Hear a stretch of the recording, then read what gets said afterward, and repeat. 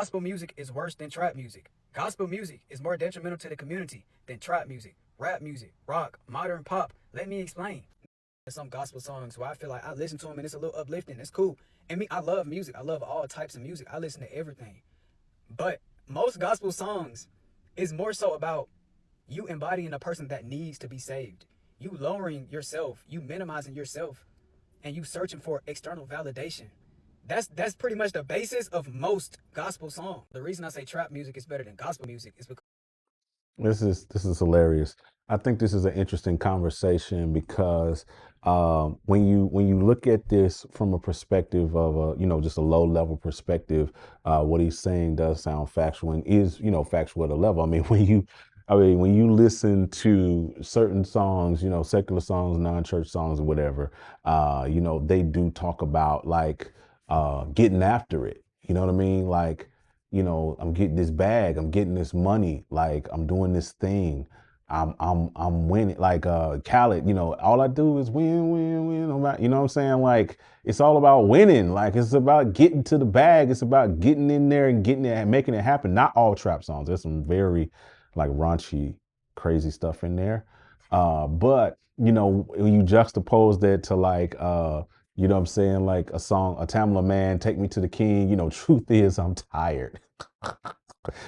Options are few, what I'm saying, like, or sometimes you have to encourage yourself, what I'm saying.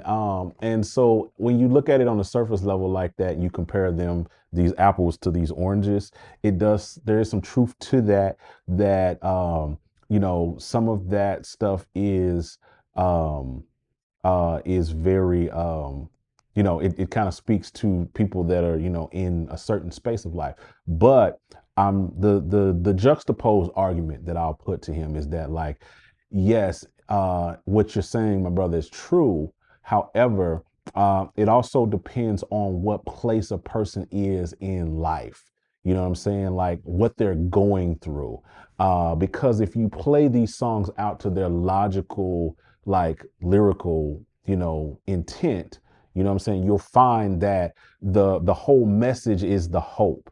And there are certain things that you need to hear when you're in a certain place. If you just lost a loved one, if you just lost a job and you're really discouraged about it, and you don't know where the next check is coming from, you don't know where the next meal is coming from, you don't know where the next dollar is coming from, you're really discouraged. And so hearing a song that says sometimes you have to encourage yourself, and then it goes through the whole message, the pressures of life and all of these things like that, but in the end, I'm encouraged. God has brought me through this. He's brought me through that. You know what I mean? I'm grateful for this. It speaks to certain spaces to encourage you and push you into another level. So that's the only pushback I really got for him on that. trap music or modern rap music allows people to self-validate and hold themselves accountable by embracing their shadow. So you would hear them, brag or talk about their success or whatever, ambitions or whatever.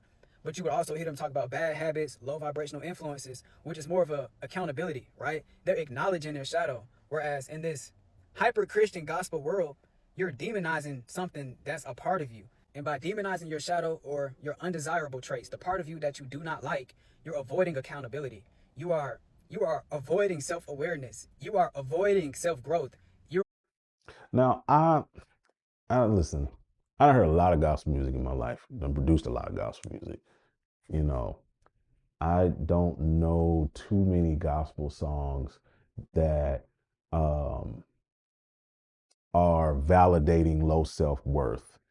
You know what I mean? Like, I'm pretty sure you guys can put it down in the comment section. Help me out. Like, there are certain songs that I just go to, what I'm saying, when I need to feel uplifted. I lost my father last year, March of last year.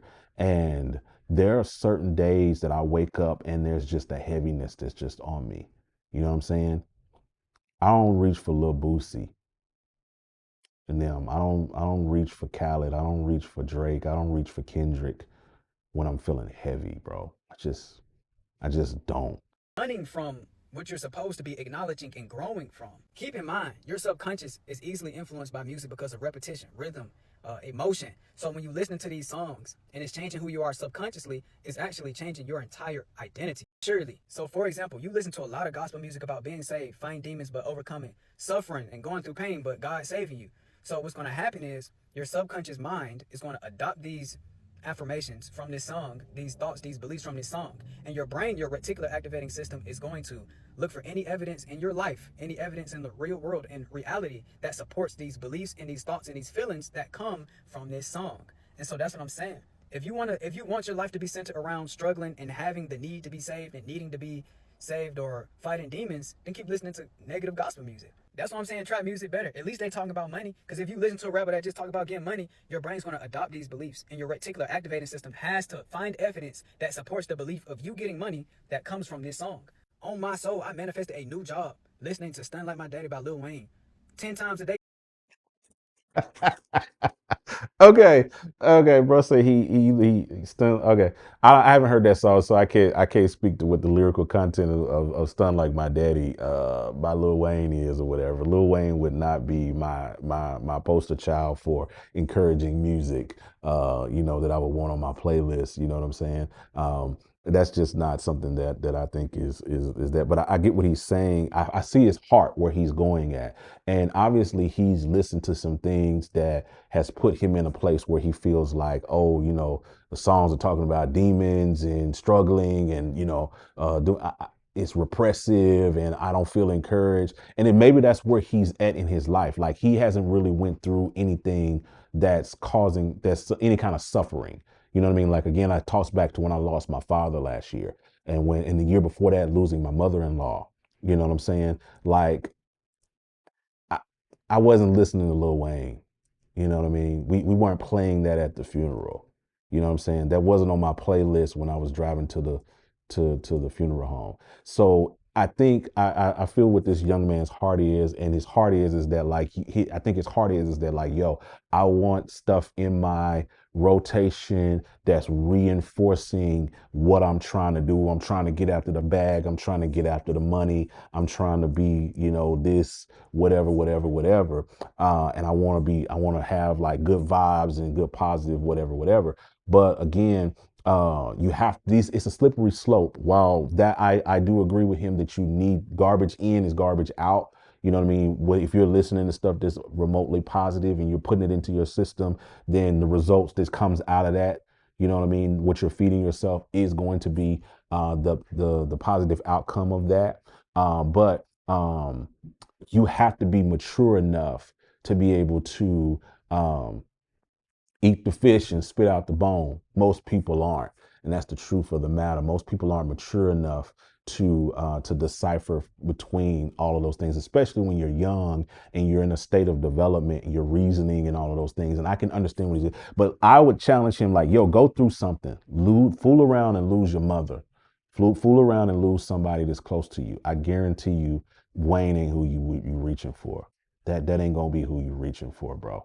Like you're going to be looking for something that is going to encourage and uplift you out of where you are, as opposed to trying to look at something. And I agree, if it's something that like, you know what I'm saying, when you really like trying to like get in there and you put on some Khaled, all I do is win, win, win, no matter what, because you like, yo, I'm trying to win, I'm trying to get this bag, I'm trying to like scale this mountain. Like I need something hype. I'm in the gym. I'm lifting. I'm trying to push 225 today. Like I need something in my ear that's telling me that I'm about to win with that.